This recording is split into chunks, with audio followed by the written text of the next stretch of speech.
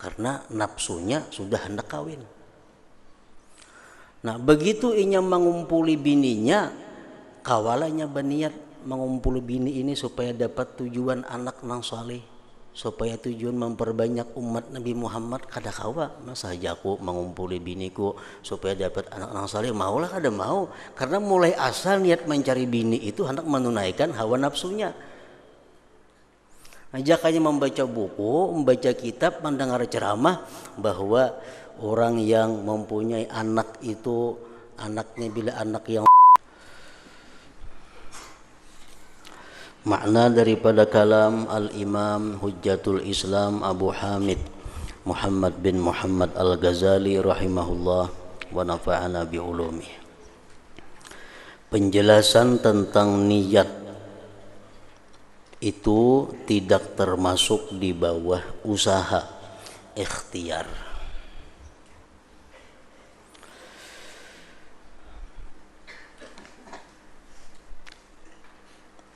Penjelasan tentang niat itu tidak termasuk di bawah usaha atau ikhtiar seseorang. Jadi niat itu murni merupakan hidayah dari Allah Subhanahu wa taala ke dalam hati seseorang.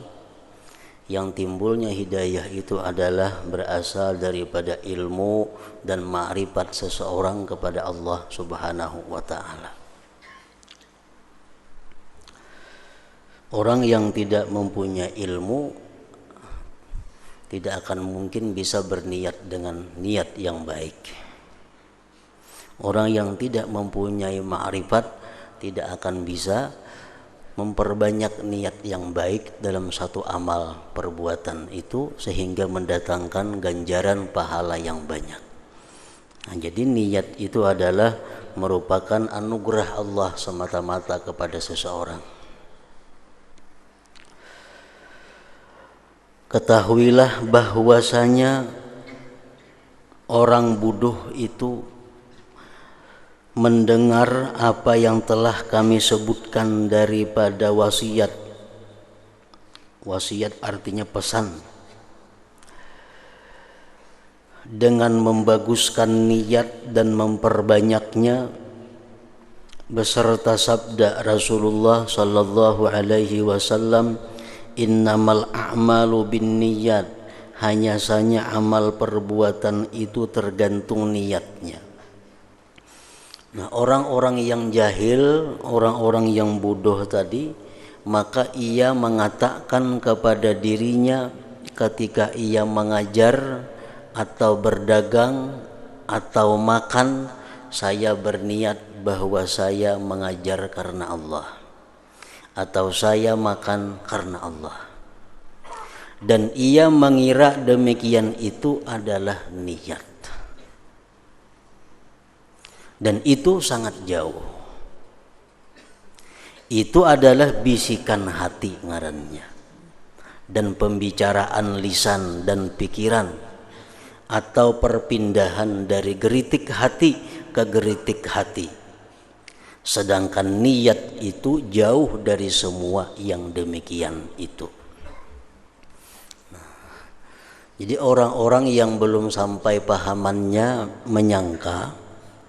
mengira bahwa niat itu ia geritik hati. Sahjaku makan untuk memperkuat ibadah karena Allah Ta'ala makan, dikira itu nangaran niat. Sahajaku belajar ilmu agama, misalnya hendak turun di rumah, sahajaku belajar ilmu agama karena Allah Ta'ala. Nah, orang-orang yang jahil tadi menyangka bahwa itu ngarannya adalah niat, padahal itu bukan niat. Itu ngarannya hanya geritik hati. Itu ngarannya adalah bicara hati, lain ngaran niat. Jadi banyak hadis-hadis yang memuji tentang keutamaan niat, bukan itu nang dimaksud. Misalnya kita ambil minyak harum, sahajaku berminyak harum mengikuti sunnah Rasul, sahajaku berminyak harum supaya ini supaya itu. Nah, itu bukan niat ngarannya, itu geritik hati. Dikira disangka itu niat. Nah, ngaran niat tuh macam apa? Sesungguhnya niat adalah terbangkitnya jiwa, terdorongnya diri kita nih, terdorong, terarahnya dan kecenderungannya kepada apa yang tampak baginya, bahwa padanya tujuannya. Ada kalanya di waktu sekarang dan ada kalanya di waktu mendatang. Nah, jadi niat itu adalah dorongan hati. Dari dorongan hati itu tergerak anggota untuk berbuat sesuatu yang ingin dicapai oleh hati tadi. Itu ngarannya niat. Umpamanya kawan kita ada nukar kendaraan, mbak kita melihat, oh kawan nukar kendaraan, lihati K7, ku hendak nukar hakina kendaraan kayak kawanku itu. Nah itu niat ngarannya, itu ngaran niat. Mbak kita melihat kendaraan, ampun kawan, terdorong hati hendak nukar sama inya, berarti niat kita nukar kendaraan itu menyamai kawan. Nah itu ngaran niat. Kawan nukar pakaian bagus, nukar baju bagus, di mana ikam nukar baju ini di toko ano, berapa harganya, sekian ribu, oh bagusnya leh, dalam hati nih bagusnya, oh hendak nukar harganya kayak ini juga. Nah itu niat ngarannya, itu ngaran niat. Bukan kena hendak memakai baju sahaja aku berbaju karena Allah, lain itu ngaran niat di sini. Dorongan hati dari awal itu ngarannya adalah niat.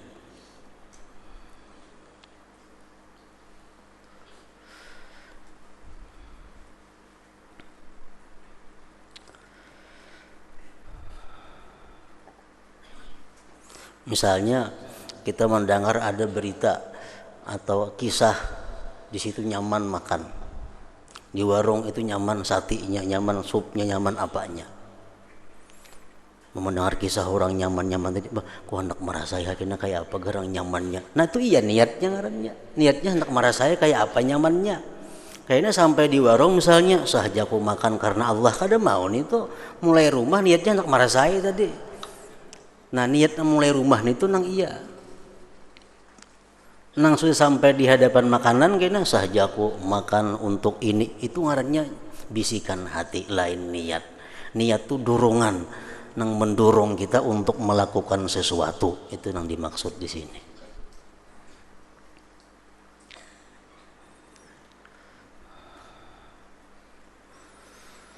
Dan kecenderungan itu apabila tidak ada, maka tidak mungkin membuatnya. Dan kecenderungan itu apabila tidak ada, maka tidak mungkin membuatnya dan mengusahakannya dengan semata-mata kehendak. Bahkan demikian itu seperti perkataan orang yang kenyang, saya berniat bahwa saya menginginkan makanan dan cenderung kepadanya. Atau perkataan orang yang kosong, arti kosongnya nang hatinya kadang mencintai apa-apa. Ujarnya saya berniat bahwa saya rindu kepada si fulan dan mencintainya dengan mengagungkannya dengan hatiku, maka demikian itu adalah mustahil.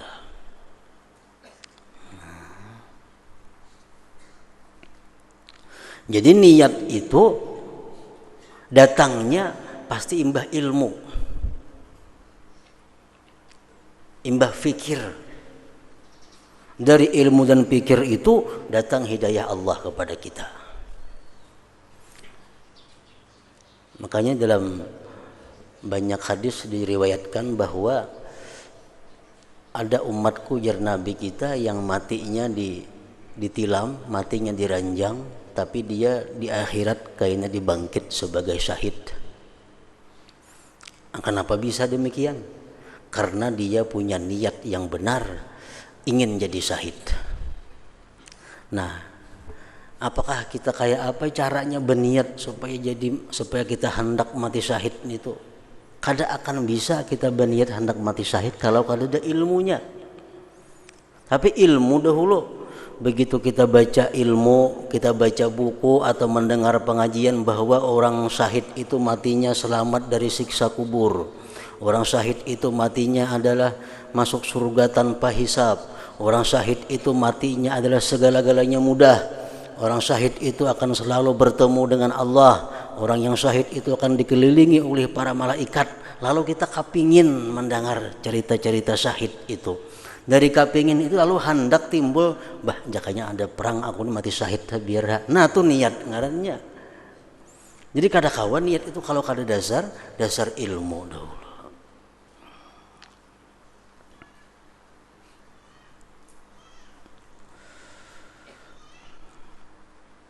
Kita kada tahu tentang sipulan itu kayak apa orangnya, kayak apa bentuknya, kayak apa dirinya, kita kada tahu. Kawalah kita di hati berniat hendak mencintainya, kada kawa, karena kita kada tahu siapa sipulan itu. Bahkan tidak ada jalan kepada berusaha memalingkan hati kepada sesuatu dan kecenderungannya kepadanya dan terarahnya ke arahnya kecuali dengan mengusahakan sebab-sebabnya. Nah, usahakan dulu sebab-sebabnya.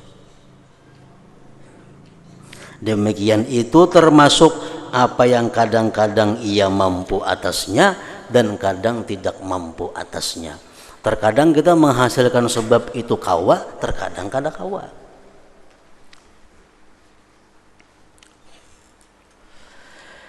Sesungguhnya jiwa itu dapat terbangkit kepada perbuatan karena memenuhi panggilan maksud yang menjadi pendorong yang cocok bagi hati lagi sesuai baginya. Sesungguhnya jiwa itu dapat terbangkit kepada perbuatan karena memenuhi panggilan maksud yang menjadi pendorong yang cocok bagi hati lagi sesuai baginya.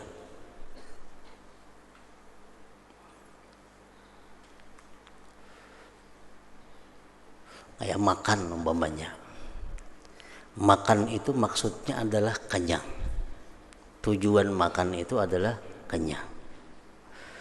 Nah, kenapa terbangkit hati kita untuk melakukan makan? Karena tujuannya adalah kenyang itu.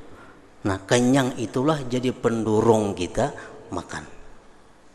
Kenyang itulah jadi pendorong kita makan.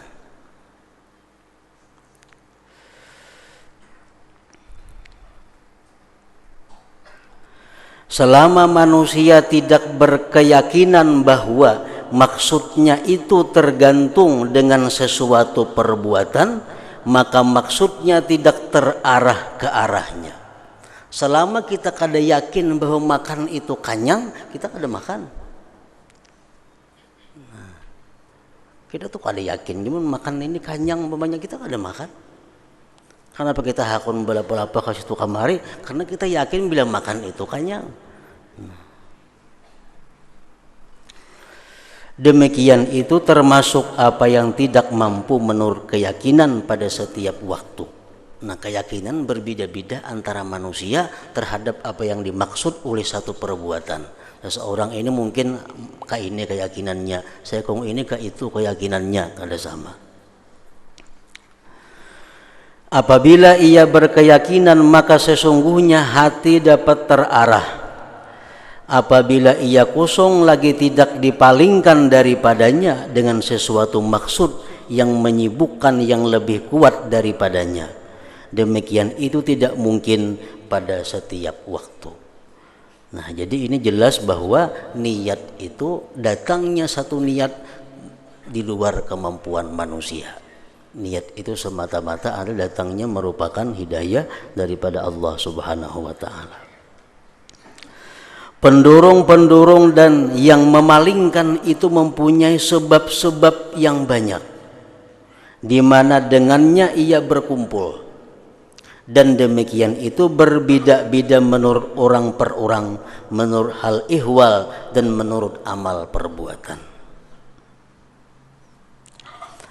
Apabila hawa nafsu syahwat perkawinan kuat umpamanya, dan ia tidak mengiktikadkan maksud yang benar tentang anak pada agama dan dunia, maka tidak memungkinkan akan dia untuk bersetubuh dengan niat anak. Orang hendak kawin. Hendak kawin itu apa tujuannya? Hendak meluluskan hawa nafsunya. Nah, lalu inya cari bini kawin. Karena nafsunya sudah hendak kawin. Nah, begitu inya mengumpuli bininya, kawalanya berniat mengumpuli bini ini supaya dapat tujuan anak nang saleh, supaya tujuan memperbanyak umat Nabi Muhammad. Kada kawa masa aja aku mengumpuli biniku supaya dapat anak nang saleh, maulah kada mau, karena mulai asal niat mencari bini itu hendak menunaikan hawa nafsunya. Ajakannya membaca buku, membaca kitab, mendengar ceramah bahwa orang yang mempunyai anak itu, anaknya bila anak yang saleh, yang mendoakan inya ini. Orang yang niatnya untuk memperbanyak umat Nabi Muhammad itu ini, makanya baik kawin aku nah. Nah itu niatnya ngarannya. Itu ngaran niat. Bahkan tidak mungkin melainkan atas niat memenuhi nafsu syahwat, karena niat adalah memenuhi panggilan pendorong dan tidak ada pendorong selain nafsu syahwat. Lalu bagaimana ia berniat baik? Kada kawa baik niatnya.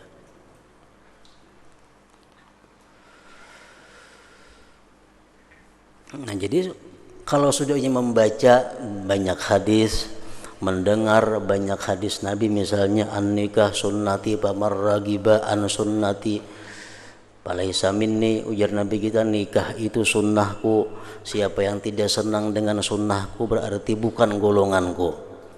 Ujar Nabi kita, man nakaha lillah wa ankaha lillah istahaqqa wilayatullah, barang siapa yang nikah karena Allah atau menikahkan orang karena Allah, maka dia berhak menyandang wilayah daripada Allah.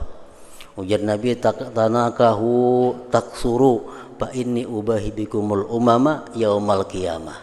Nikahlah kamu, ujar Nabi, niscaya kamu akan menjadi banyak. Aku akan berbangga dengan kamu terhadap umat-umat yang lain pada hari kiamat. Nah, ujar Nabi, kullu amal ibni Adam yanqati'. Tiap-tiap amal manusia terputus illa salasun, kecuali 3. Waladun salih yad'ulah, anak salih yang mendoakan. Nah, mendengar hadis-hadis seperti itu timbul keinginan, oh kayak ini aku baik kawin, supaya aku dapat fadilat ini, dapat, lalu mencari bini. Nah, itu ngarannya niat. Itu yang dimaksud dengan niat. Itu niat yang baik. Apabila tidak kuat dalam hatinya bahwa mendirikan sunnah nikah karena mengikuti Rasulullah sallallahu alaihi wasallam itu besar keutamaannya, maka ia tidak mungkin berniat dengan nikah akan mengikuti sunnah.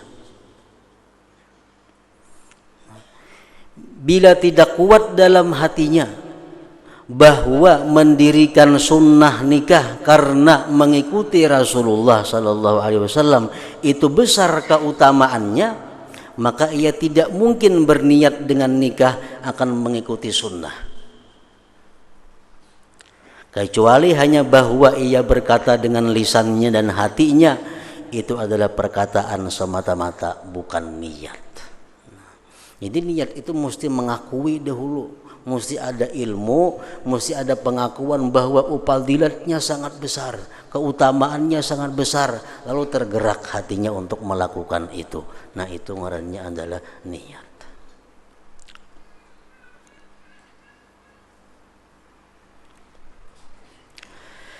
Jalan usaha memperoleh niat ini, nah kayak apa cara untuk memperoleh niat? Umpamanya adalah bahwa ia menguatkan imannya. Menguatkan iman.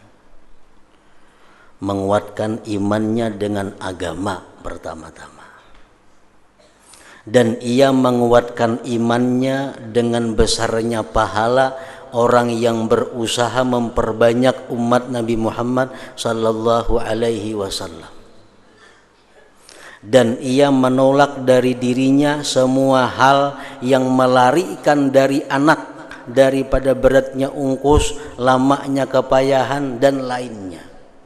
Nang bertentangan lawan menghasilkan anak itu mesti ditolak. Artinya aku nih kawin tujuannya karena mendengar hadis Nabi, Nabi akan bangga di hari kiamat banyak umat sidin daripada umat yang lain-lainnya. Jadi aku kawin ini tujuannya untuk memperbanyak umat Nabi Muhammad. Nah karena imbah kawin jangan masuk KB. Karena sesuai karena lawan niatnya memperbanyak umat Nabi Muhammad. Nah jadi orang yang menggunakan alat-alat KB ini itu kadakawa ini bersetubuh niat sahaja aku memperbanyak umat kadakawa.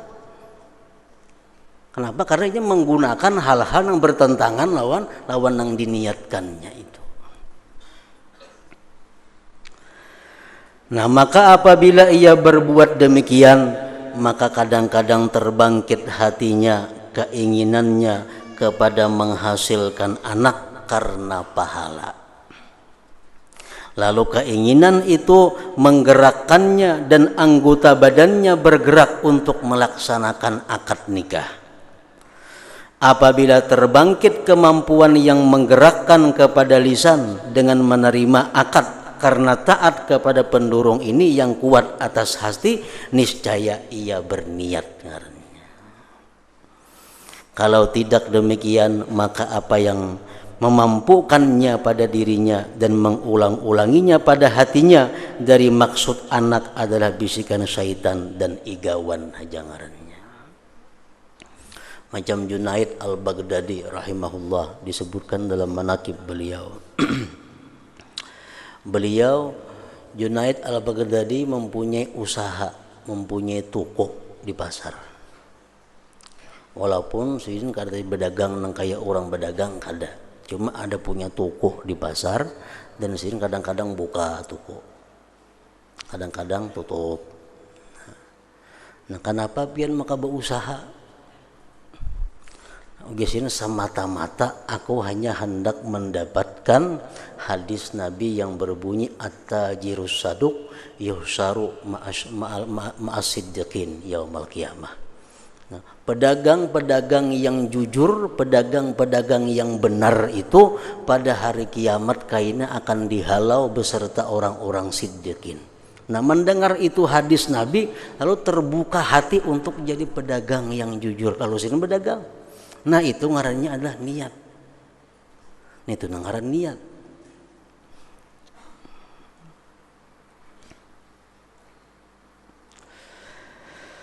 Karena inilah segolongan orang salaf enggan dari sejumlah perbuatan taat karena niat tidak hadir kepada mereka, dan mereka berkata niat tidak hadir akan kami. Sehingga Ibnu Sirin tidak mengerjakan salat jenazah atas Al-Hasanul Basri, dan ia berkata tidak hadir kepadaku niat. Hasanul Basri imam besar, tokoh tabi'in, wafat. Di situ ada juga ulama besar Ibnu Sirin. Ibnu Sirin kada umpat menyembayangakan jenazah Hasanul Basri.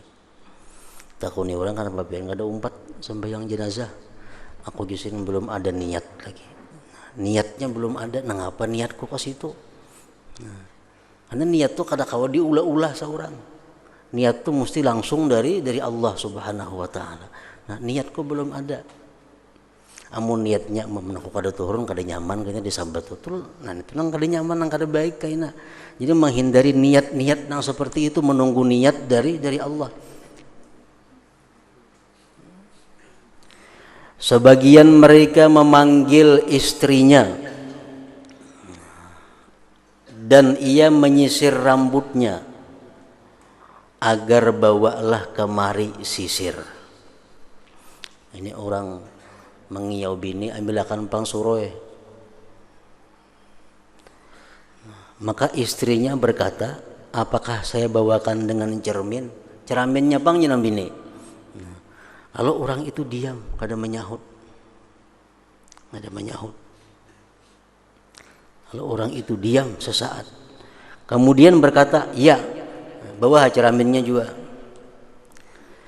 Lalu ditanyakan kepadanya tentang demikian. Kenapa ini lambatnya menyahut? Julun cerminnya bawa akan kaju ajar nang bini. Lambatnya bang pian menyahut nang apa garang? Maka ia menjawab, saya mempunyai niat pada sisir dan niat tidak hadir kepadaku mengenai cermin tadi. Lalu saya berhenti sehingga niat itu disediakan oleh Allah Ta'ala. Nah, menunggu bercermin itu nah apa dulu niatnya mengambil cermin itu sudah ada niatnya, nah hanya minta ambilakan cermin tadi. Hammad bin Sulaiman meninggal dunia dan ia adalah salah seorang ulama Kufah. Lalu dikatakan kepada As-Sauri, apakah kamu tidak menghadiri jenazahnya? Maka ia menjawab, Sufyan Sauri menjawab, jikalau saya mempunyai niat, niscaya saya berbuat. Salah seorang dari mereka apabila ditanya tentang sesuatu amal kebajikan, maka ia menjawab, kalau Allah Ta'ala memberi rezeki niat kepadaku, maka saya berbuat. Tawus, salah seorang ulama besar, aulia Allah, Tawus tidak berbicara kecuali dengan niat. Dan ia diminta agar berbicara, maka ia tidak berbicara. Suruh orang ceramah, ada hakun ceramah. Dan ia tidak diminta berbicara, kada disuruh ceramah, maka ia mulai berbicara. Lalu ditanyakan kepadanya tentang demikian. Kenapa pian diminta orang ceramah, kada hakun ceramah, kada disuruh-suruh tang ada ceramahnya. Maka ia menjawab, apakah kamu suka bahwa saya berbicara tanpa niat? Apabila hadir kepadaku niat, maka saya berbuat.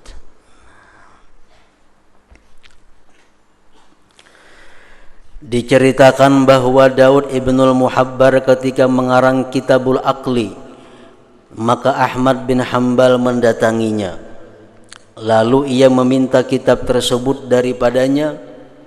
Maka Ahmad melihat satu halaman pada kitab tersebut.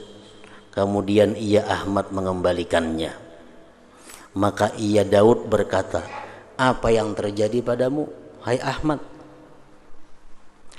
Ia Ahmad berkata, pada sanad-sanad yang daib, padanya sanad-sanad yang daib. Ini kitab karangan Nikam ini sanadnya banyak nang daib-daib. Lalu Daud berkata kepada Ahmad, saya tidak meriwayatkannya atas sanad-sanad. Kitab ini ku karang bukan memandang sanad-sanadnya. Lalu saya lihat padanya dengan ain hadis. Sesungguhnya saya memandang padanya dengan ain amal jika saya memperoleh manfaat. Nah ini kitab aku niatnya mengarang untuk manfaat, bukan untuk mencari sanad-sanad yang kuat. Nah Ahmad berkata, maka kembalikanlah kitab itu padaku sehingga saya memandang padanya dengan mata yang kamu pakai memandang. Lalu Ahmad mengambilnya dan ia berdiam di sisinya dalam waktu yang lama. Kemudian ia berkata, mudah-mudahan Allah membalasmu dengan kebaikan. Saya telah memperoleh manfaat dengannya. Nah, jadi kitab nang dikarang dengan niat bahwa kitab ini agar bermanfaat, orang nama lihat pun akan bisa mengambil manfaat daripada kitab itu. Dikatakan kepada Tawus, berdoalah untuk kami. Ujar orang lawan Tawus, doa akan pang kami. Lalu ia berkata, sehingga saya dapatkan niat baginya. Menunggu niat dulu, hanya mendoakan. Nah pegarang niatnya mendoakan orang itu. Sebagian mereka berkata, saya berada dalam mencari niat untuk menjenguk seseorang sejak 1 bulan, lalu tidak sah niat itu bagiku sesudahnya. Ada kawan datang di situ nah, hendak mailangi, hendak benar, cuman niatnya kadada, sebulan sudah menghadang niatnya kada sing tangan lagi. Nah ngapa niatnya ke situ? Sedangkan niat itu kata diulah-ulah tadi, menunggu datang daripada Allah Subhanahu wa taala. Isa bin Katsir berkata, saya berjalan beserta Maimun bin Mihran. Lalu si Maimun tadi sampai ke pintu rumahnya. Maka saya pulang, ujar Isa bin Katsir tadi. Maka anaknya bertanya, anaknya Maimun, apakah kamu tidak menghidangkan makanan malam baginya? Jadi anak Maimun tuh tamu pian tuh kan disurungi makanan kah? Maimun menjawab, itu tidak termasuk dari niatku. Aku tadi niat kasihnya membawanya ke rumah aja, gak ada berniat menyurunginya makanan. Itu tidak termasuk dari niatku. Dan inilah karena sesungguhnya niat itu mengikuti pandangan. Lalu apabila pandangan berubah, maka niat juga berubah. Dan mereka tidak menganggap bahwa mereka berbuat sesuatu amal kecuali dengan niat. Karena tahunya mereka bahwa niat itu rohnya amal. Dan bahwa amal tanpa niat yang benar adalah riya dan memberatkan diri, dan itu adalah sebab dimurkai, bukan sebab pendekatan. Nah, kalau kita beramal niatnya kada bujur, itu ngarannya adalah riya. Bukan mendekatkan diri kepada Allah, tapi justru mendatangkan kemurkaan Allah. Jadi lebih baik kita kada menyurungi tamu makanan daripada kita menyurungi niatnya kada baik. Kedua rugi menyurungi makanan, dosanya dapat.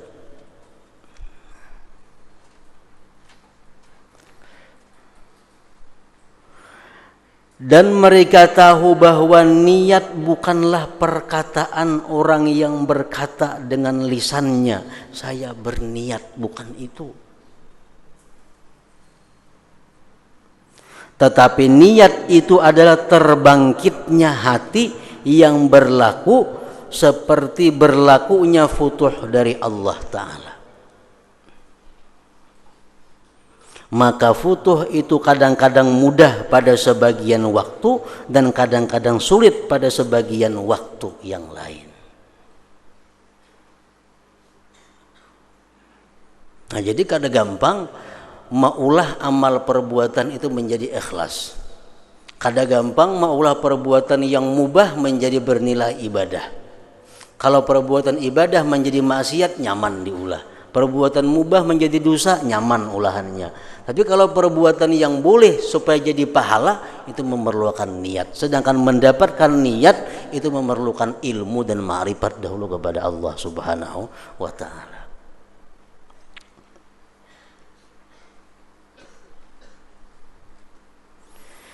Memang barang siapa yang kuat dalam hatinya adalah urusan agama. Nah, kalau orang itu hatinya sudah berisi dengan urusan-urusan agama, maka dipermudah atasnya pada kebanyakan hal mendatangkan niat bagi kebaikan-kebaikan. Karenanya banyak tahu. Nah, orang yang hatinya banyak mempunyai ilmu-ilmu agama, ini banyak tahu tentang fadilah-fadilah, keutamaan-keutamaan amal.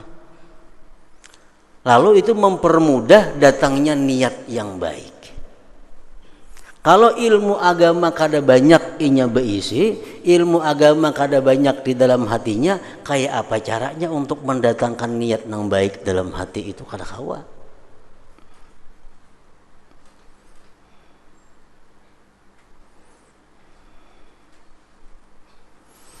Barang siapa yang kuat dalam hatinya adalah urusan agama, maka dipermudah atasnya pada kebanyakan hal mendatangkan niat bagi kebaikan-kebaikan.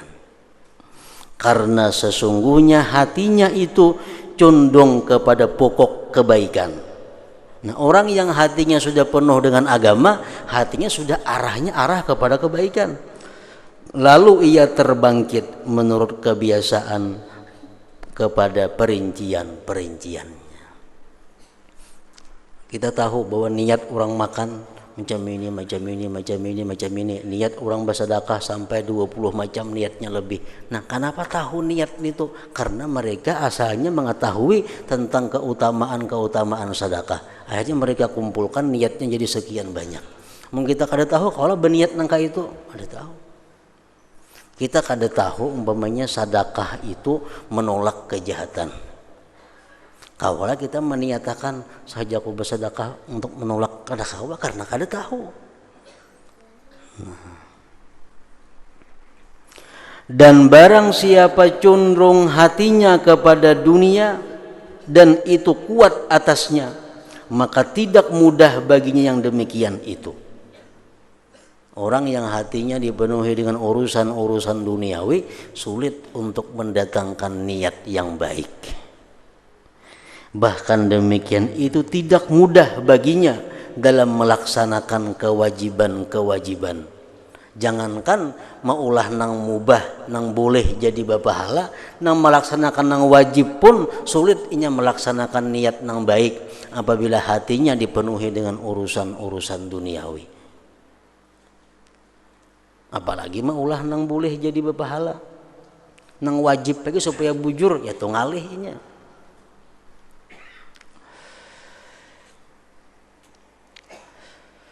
Bahkan demikian itu tidak mudah baginya dalam melaksanakan kewajiban-kewajiban kecuali dengan usaha yang sungguh-sungguh, dan puncaknya adalah bahwa ia mengingat neraka.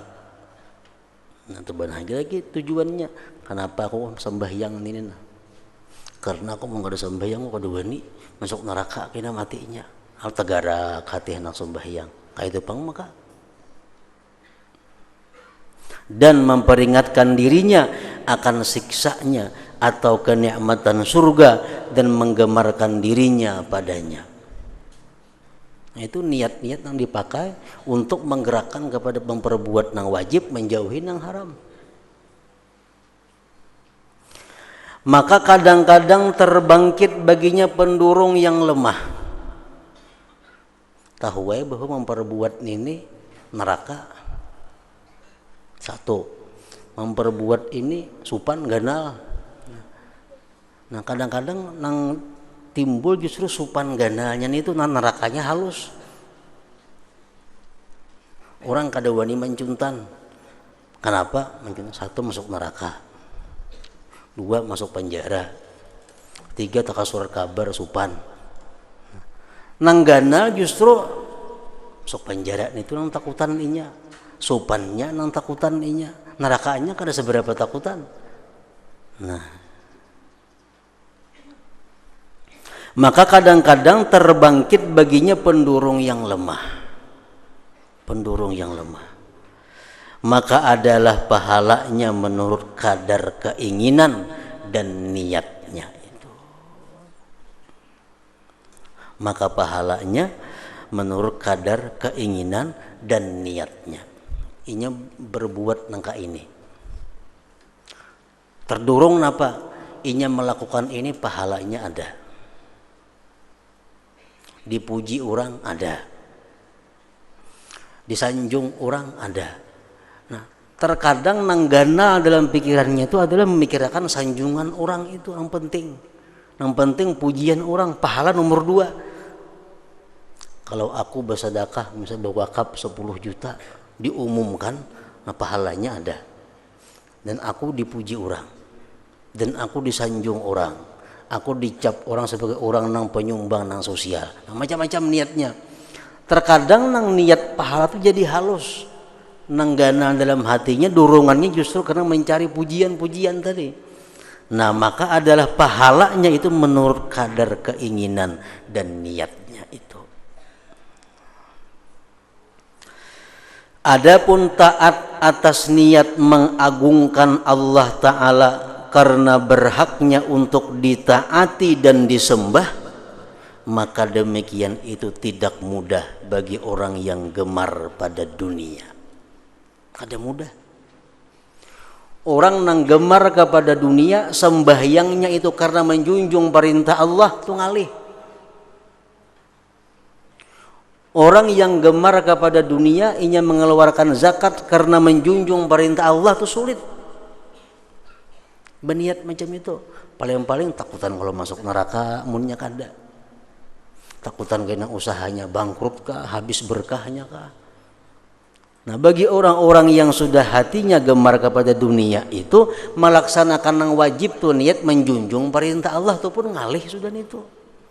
Apalagi maulah pekerjaan nang boleh-boleh supaya jadi ibadah, makin yang ngalih lagi.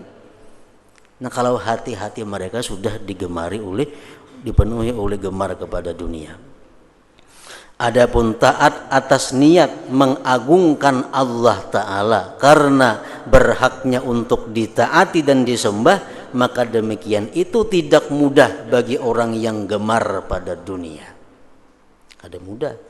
Dan ini adalah niat yang mulia dan tertinggi. Orang sembahyang bisa tujuannya karena menjunjung perintah Allah. Orang sembahyang tujuannya bisa mengharapkan surga Allah. Orang sembahyang tujuannya bisa takutan masuk neraka. Nah, untuk mencapai niat nang menjunjung itu saling ngalihan bagi orang-orang nang cinta kepada dunia.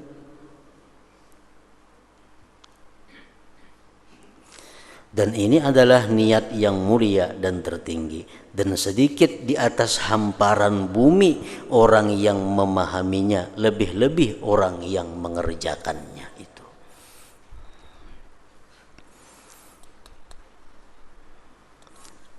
Nah, jadi artinya bahwa pengertian niat itu adalah dorongan yang membuat kita bergerak, dorongan yang membuat kita memakai, dorongan yang membuat kita membeli, dorongan yang membuat kita meninggalkan, dorongan yang memperbuat kita melakukan, itu adalah niat.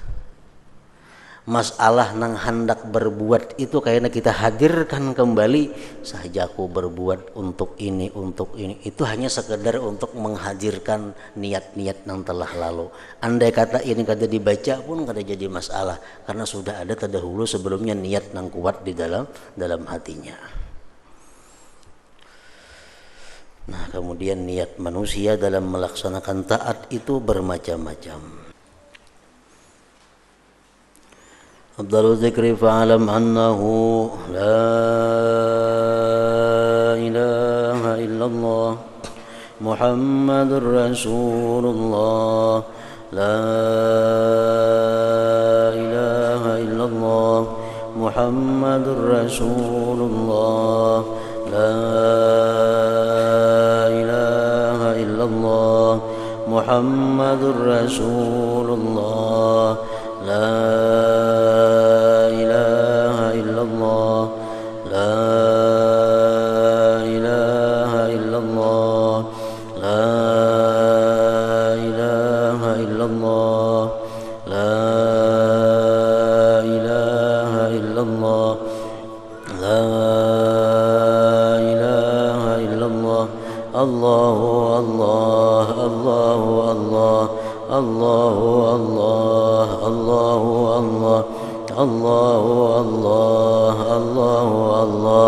Allahu Allah, Allahu Allah, Allahu Allah, Allahu Allah, Allahu Allah, Allahu Allah, Allahu Allah, la ilaha illallah Muhammadur Rasulullah, la ilaha illallah Muhammadur Rasulullah, la ilaha illallah Muhammadur Rasulullah, la ilaha illallah.